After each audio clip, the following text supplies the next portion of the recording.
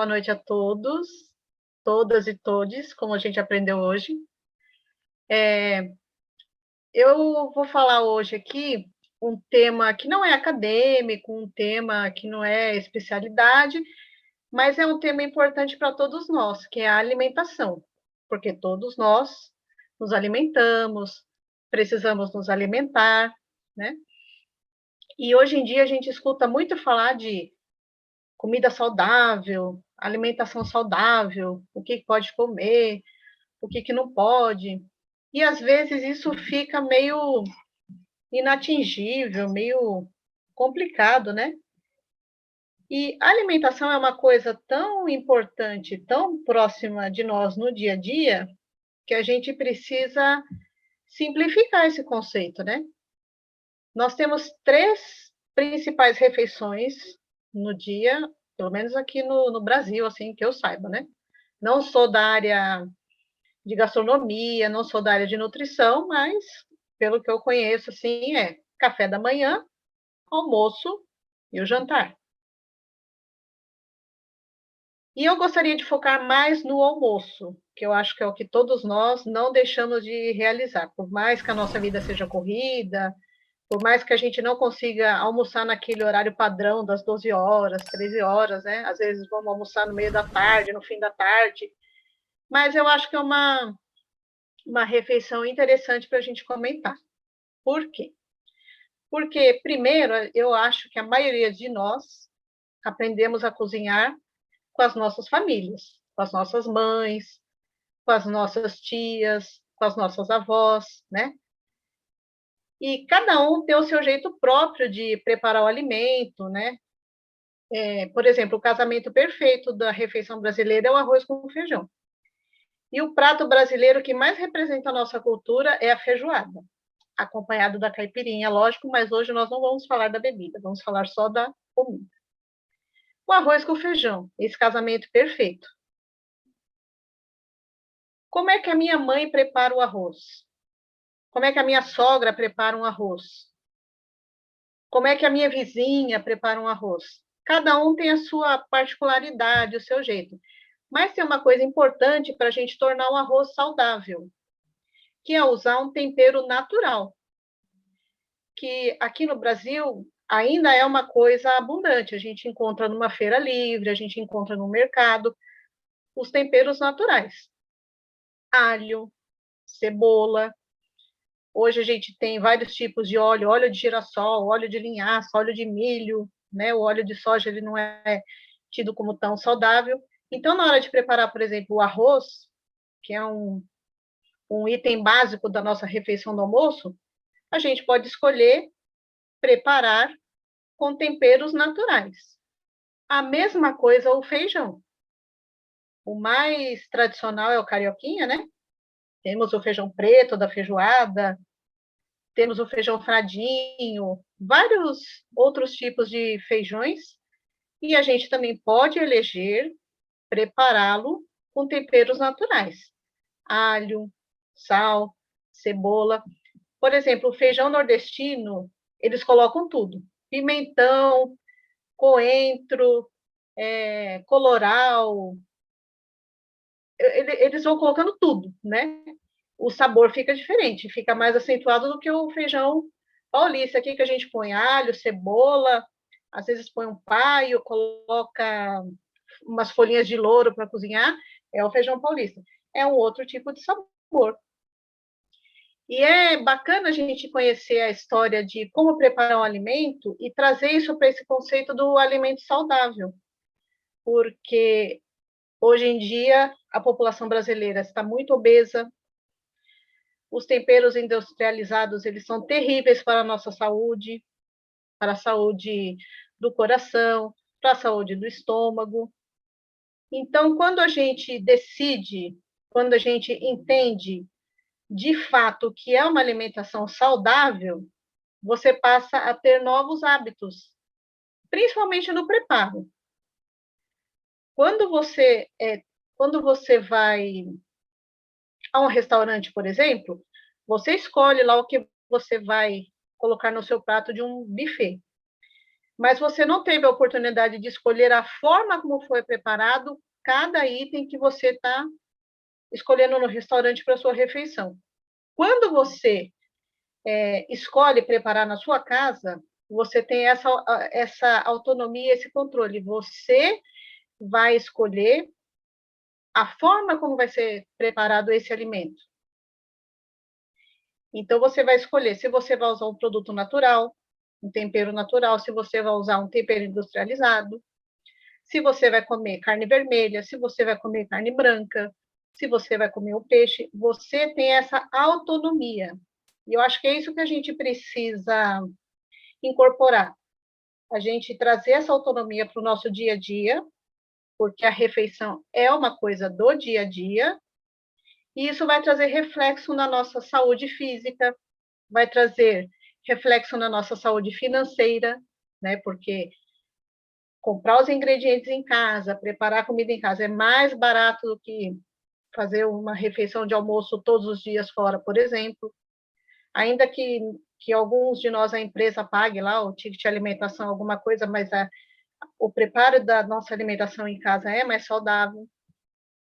E a gente tem um leque de possibilidades. Por exemplo, a gente tem os temperos aromáticos, já falei alguns deles aqui, alho, cebola. Nós temos as ervas aromáticas, manjericão, hortelã, alecrim, orégano. Muitos de nós nem conhecem, por exemplo, um orégano fresco, só conhece aquele orégano do saquinho que vende no mercado, né? Experimenta preparar uma carne com orégano, perdão, com orégano também, uma carne vermelha, com os temperos aromáticos, alho, cebola, pode ser um pouco de azeite, e aí você coloca com ervas lá, salsinha, cebolinha, e coloca um pouco de alecrim, uns galinhos de alecrim. Gente, fica sensacional. Vale a pena experimentar. Ah, eu acho que o alecrim é muito forte, então escolhe outra erva.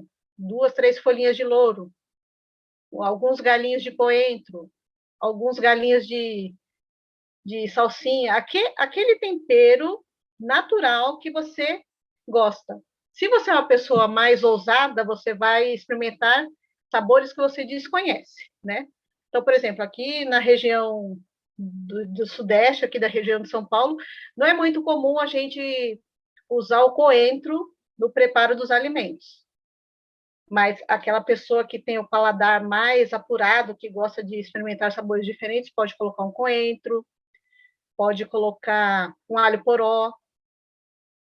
Então, essa é o conceito de alimentação saudável que eu tenho buscado aprender e praticar no meu dia a dia, porque você vai aprendendo a variar os sabores, você sai daquela rotina de comer todo dia a mesma comida. A gente, às vezes, escuta algumas pessoas dizerem, eu não gosto da minha comida, é sempre igual. Você vai aprender a variar o sabor da sua comida, né? Por exemplo, eu falei um pouco das ervas, a gente tem as especiarias, né? Cúrcuma, açafrão, páprica doce, páprica picante. Tudo isso a gente pode, cada preparo, mesclar. Um dia você coloca um dia você coloca outro. Como o feijão nordestino, que eu comentei aqui, cada vez que você for preparar o feijão, você pode colocar um tempero diferente. Uma vez você põe um pouquinho de páprica, na outra você põe um pouquinho de noz moscada, na terceira vez um pouco de cúrcuma. E vai ficar saboroso, vai ficar diferente. Você vai se surpreender, você vai surpreender as pessoas que vão sentar-se à mesa com você. E o mais legal de surpreender alguém é com essa surpresa do simples. Às vezes a gente quer elaborar, né? Nossa, quero fazer grandes pratos, grandes receitas. Não, né? Dá para elaborar no simples. Eu ouvi duas frases interessantes de dois profissionais da área de áreas distintas, né? Um da gastronomia, um chefe de cozinha, numa palestra, disse assim: precisamos aprender a cozinhar com os 4 sentidos: paladar, olfato, visão e audição. Então, paladar, provar o que você está preparando, olfato, sentir o aroma, A audição, você vai ouvir o ponto lá do preparo, se está bom, se não está, por exemplo.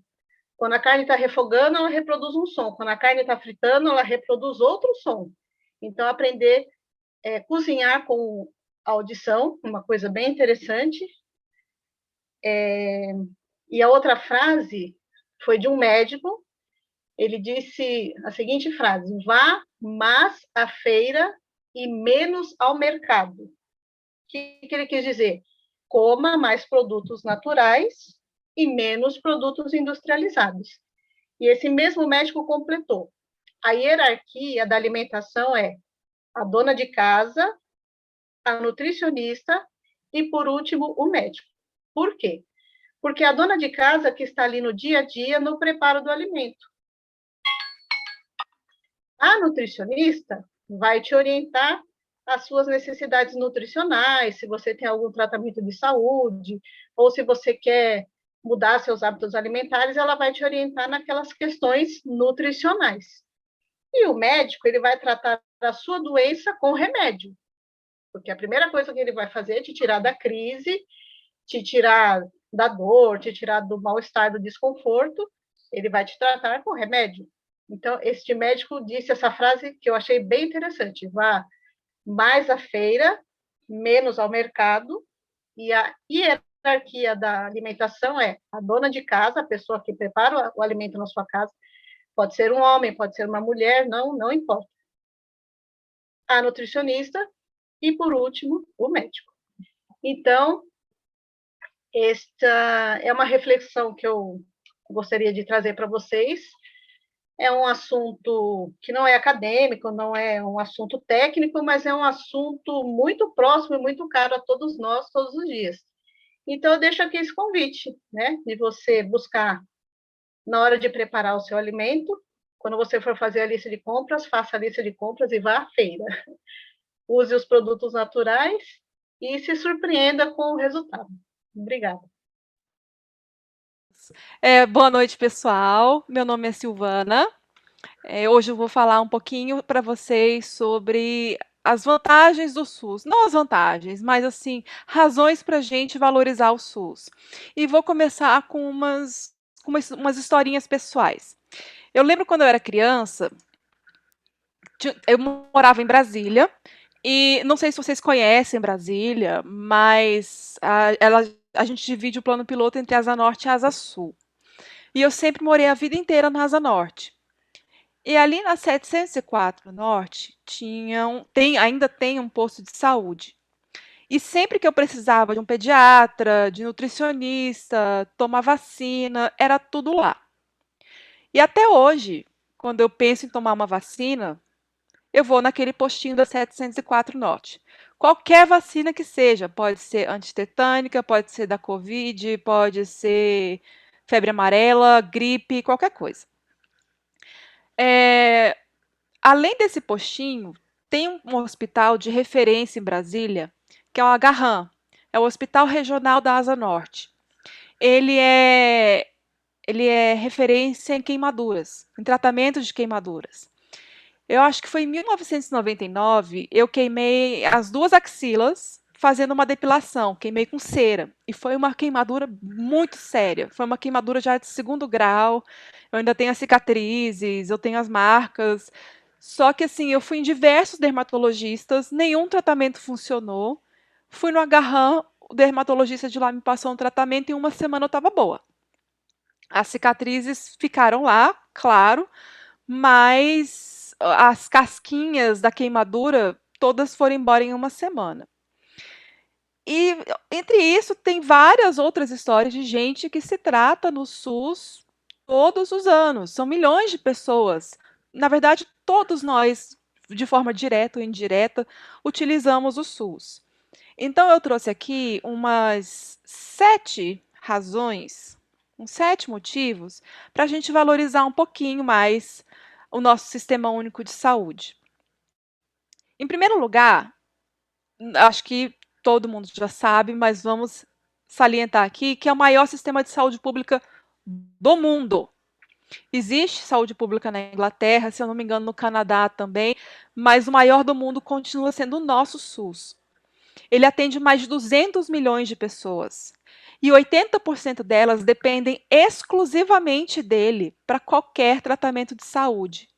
Então, imagina que desses 200 milhões de pessoas, 160 milhões dependem somente do SUS para fazer qualquer tratamento de saúde. Em 2019, eram mais ou menos 90 milhões de pessoas cadastradas e em 2020 já eram 140 milhões. Só para vocês terem ideia do salto que o SUS deu. A segunda razão é que sem o SUS, como 80% deles dependem exclusivamente dele, a maioria dos brasileiros não teria acesso a um sistema de saúde. Então imagina só 160 milhões de brasileiros sem acesso à saúde. Sem acesso a nada, sem acesso a um médico, passou mal, não pode ir na emergência. Pessoa que realmente assim, não tem dinheiro nem para bancar uma consulta. Só para a gente ter uma pequena ideia. De acordo com a Agência de Saúde Suplementar, a ANS, somente dos 200 milhões de pessoas, esse universo tem 47,4 milhões. Somente esses 47 milhões de pessoas têm um plano de saúde privado. E que hoje em dia, vamos combinar, está cada vez mais caro ter um plano de saúde. A terceira razão, o SUS tem mais de 1 bilhão e meio de procedimentos realizados por ano. Então, a gente tem consultas, exames complementares, procedimentos, microcirurgias, coisas do tipo. E aí, juntando tudo isso, dá 1 bilhão e meio de procedimentos realizados por ano. Me diga que outro hospital, que outra rede de saúde faz esse tanto de procedimentos no ano. Para conseguir fazer esse tanto de procedimento, existem mais de 45 mil equipes de saúde da família, e essas equipes são formadas por médicos, enfermeiros, técnicos de enfermagem, agentes comunitários de saúde. Que mais? Bom, essas pessoas são as que fazem o atendimento no serviço de atenção primária. A atenção primária é a porta de entrada do SUS. Sabe quando você vai para a UPA, vai para o postinho, ali é a atenção primária que você tem. E nessa atenção primária é possível resolver até 80% dos problemas de saúde das pessoas. Outra porta de entrada no SUS é pelas emergências. Tem as UPPs, eu sempre confundo essas siglas, UPPs e as UPAs. E como eu estava dizendo no início desse discurso, a gente usa o SUS o tempo inteiro.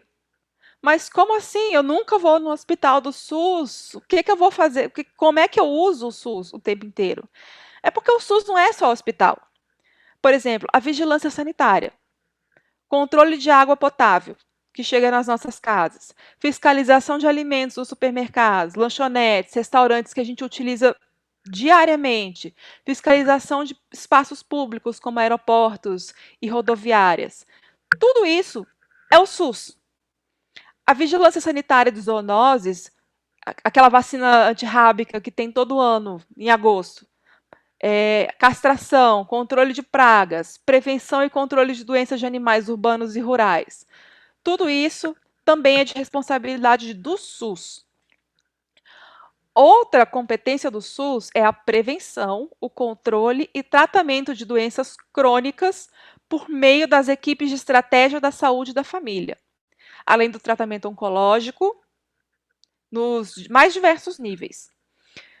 O SUS também determina as regras de venda de medicamentos genéricos.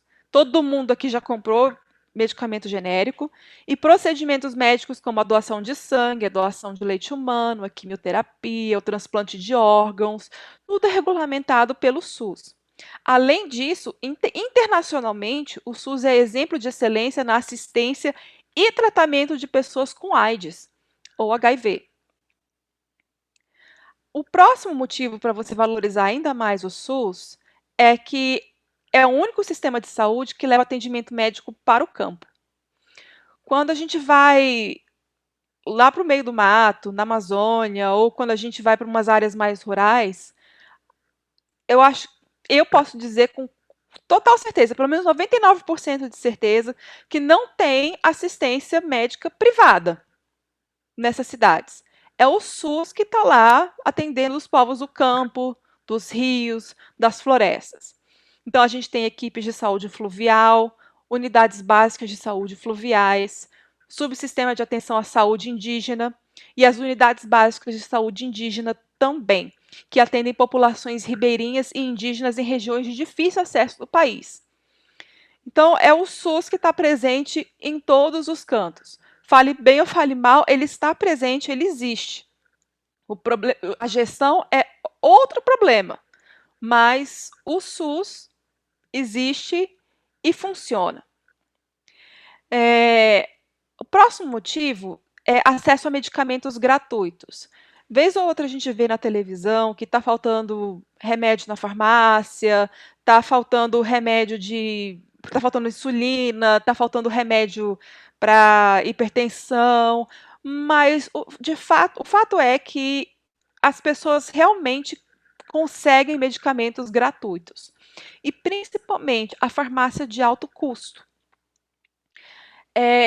O programa Farmácia Popular, ele foi criado em 2004. E o objetivo dele era oferecer à população acesso aos medicamentos considerados essenciais. Então, remédio para hipertensão, diabetes, asma, AIDS, Alzheimer e medicamentos com até 90% de desconto indicados para dislipidemia, que é o famoso colesterol alto, rinite, Parkinson, osteoporose e glaucoma. Além de anticoncepcionais e fraldas geriátricas, que isso também é fornecido pelo SUS. Atualmente, o número de remédios oferecidos é de aproximadamente 885, que são oferecidos pelo SUS.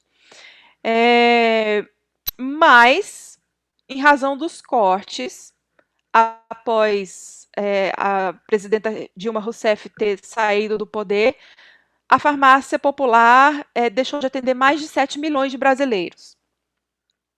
E em 2017 foram fechadas 400 farmácias públicas administradas pelo governo federal. E em 2019, a previsão orçamentária para a farmácia popular foi a menor em 6 anos. Ou seja, a impressão que eu tenho hoje em dia é que, por exemplo, eu hoje pago um plano de saúde. E eu raramente utilizo o SUS, a não ser para tomar as vacinas. Mas pense se todos nós usássemos o SUS até hoje. Será que ele teria os problemas tão sérios quanto tem hoje? Eu acho que a partir do momento que a classe média e a classe alta deixaram de utilizar o SUS, ele passou a ficar desvalorizado. Não teve mais cobrança, não. Isso daqui tem que funcionar, isso daqui tem que estar direitinho, esse cara está sendo corrupto. Isso acabou praticamente. Então, as pessoas, principalmente quem não usa o SUS, passou a criticá-lo, em vez de usá-lo para valorizá-lo. E a última razão aqui que eu dou para você valorizar um pouquinho mais o SUS é a vacinação. Se você contra ou a favor da vacina, a vacinação é um direito. E o Brasil é um dos países que oferece o maior número de vacinas em sua rede pública. São mais de 300 milhões de doses disponibilizadas todos os anos. E ao todo estão disponíveis 42 tipos de imunobiológicos e 25 vacinas que atendem a população nas diferentes faixas etárias: crianças, adolescentes, adultos e idosos. Então, pessoal, esses foram os meus 7 motivos para vocês pensarem um pouquinho mais sobre tudo que está disponível aí para a gente usar. Ao contrário do que muitos pensam, o SUS não é gratuito, todos nós pagamos por esse sistema de saúde através do pagamento de impostos e taxas. Então, eu acho que quanto mais a gente usa, mais a gente valoriza. Então, façam uso, é direito da gente usar o SUS. façam uso, valorizem o SUS. E muito obrigada. Vamos lá, obrigado, Raquel. Boa noite a todos e todas. Boa noite, colegas. Eu vou tentar falar devagar porque acabou ficando um pouco técnico demais e eu me arrependi, mas já está pronto, então é o que tem para hoje. É um prazer estar aqui participando com vocês hoje da prática deliberada. E o assunto que eu gostaria de trazer é um assunto que une a todos nós e que ainda não é discutido de maneira generalizada por toda a sociedade, que são os direitos humanos e o processo de construção internacional desse assunto. Todas as pessoas elas têm direito a um conjunto mínimo de direitos necessários para que seja assegurada a todos os seres humanos uma vida baseada na igualdade, na liberdade e na dignidade. Nós temos acesso a esses direitos independentemente da nossa nacionalidade, do nosso local de residência, gênero, origem nacional ou étnica, cor, religião, idioma ou qualquer outro status ou qualquer outra condição.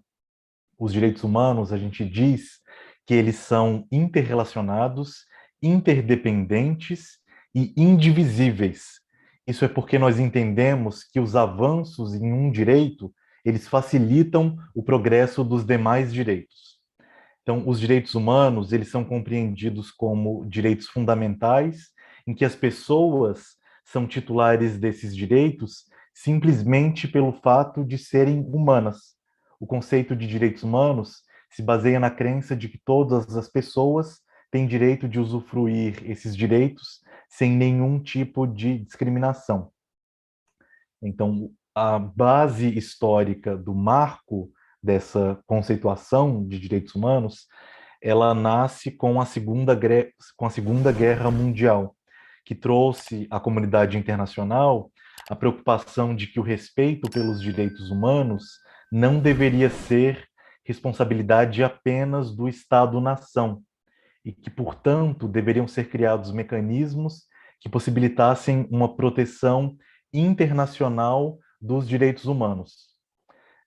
O que acontece é que quando os direitos e liberdades básicos de um povo são violados repetidamente, eventualmente essa parcela oprimida da população, ela tende a se revoltar contra os opressores e fazendo uso geralmente de métodos violentos. Então, em um mundo que é interdependente, a negação dos direitos humanos e as possíveis revoltas que possam surgir nesse sentido, elas têm repercussões internacionais. Quando nós usamos a expressão direitos humanos, é importante destacar que ela se trata de uma denominação ligada ao direito internacional público.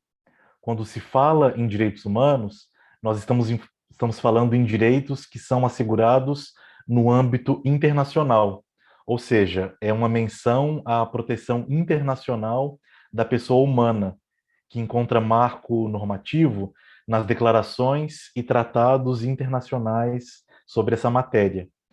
No âmbito interno, a expressão correta a ser utilizada é de direitos fundamentais, ou também direitos e garantias fundamentais, como é o caso do Brasil.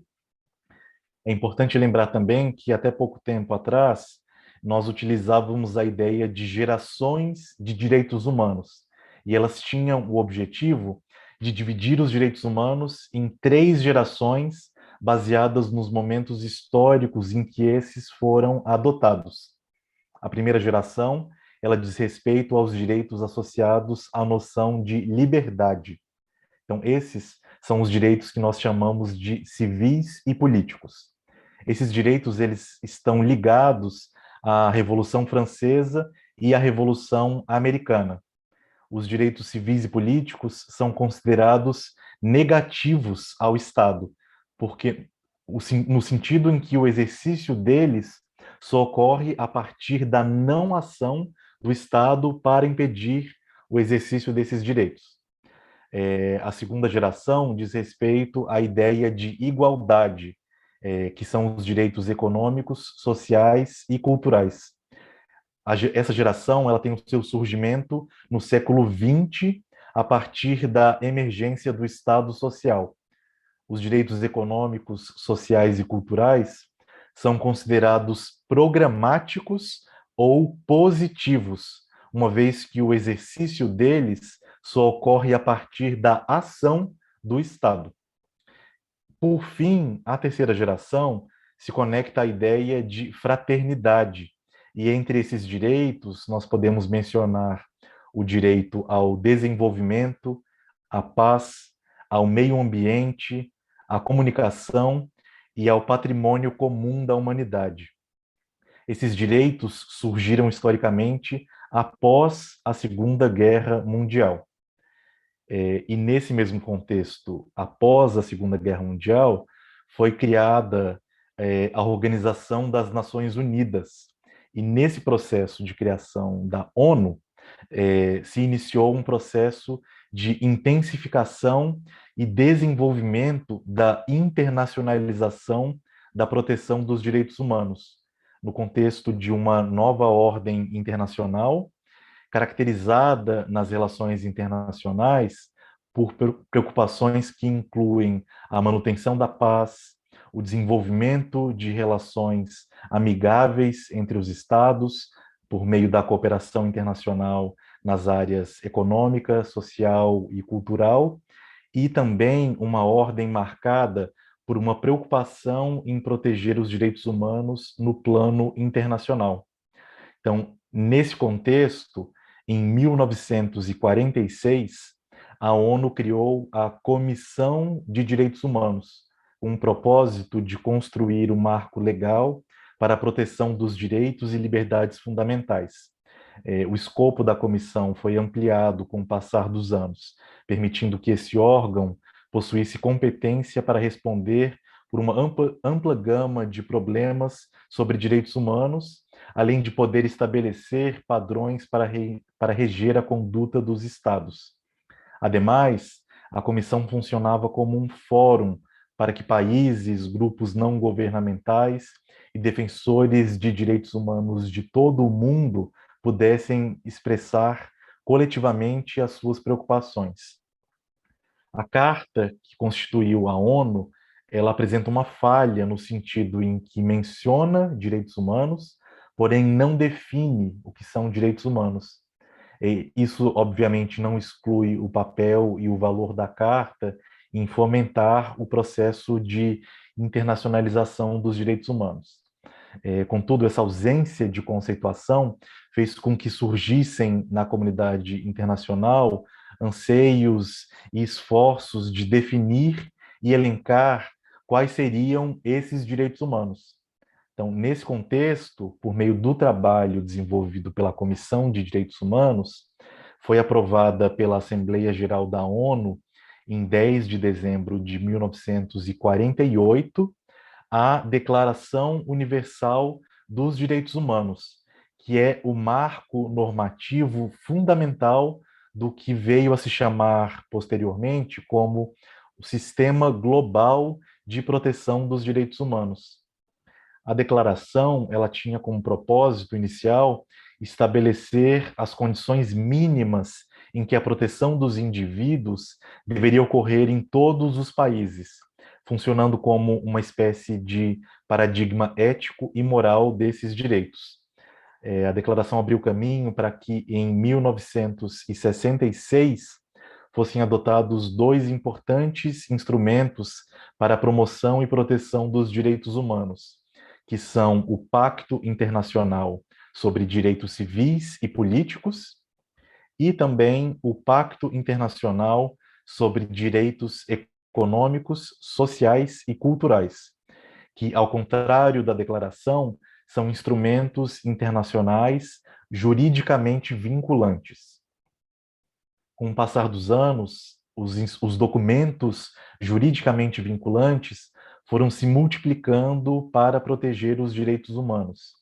Esse movimento se iniciou com a adoção desses dois pactos internacionais que eu mencionei anteriormente, que traziam proteções de caráter geral, e esse movimento se voltou à promulgação de tratados com caráter especializado, voltados a setores ou aspectos essenciais da proteção dos direitos humanos.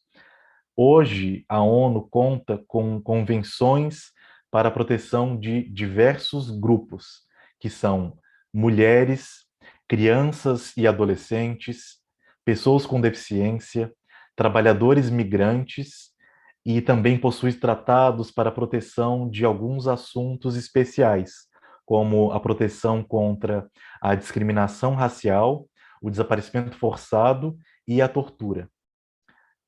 Com o propósito de observar o cumprimento e o avanço da incorporação desses instrumentos nos estados que os ratificaram, a ONU criou órgãos de monitoramento de tratados internacionais sobre direitos humanos.